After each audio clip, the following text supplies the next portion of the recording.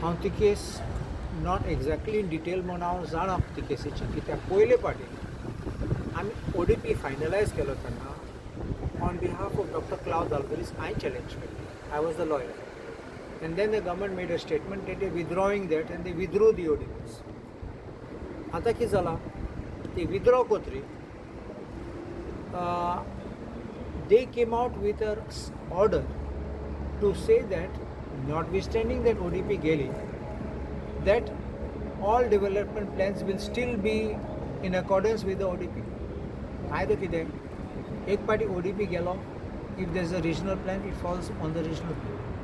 So you can't start by executive order telling that it should be this thing what you call fall back on ODP classifications made or zonings made and allow development permission.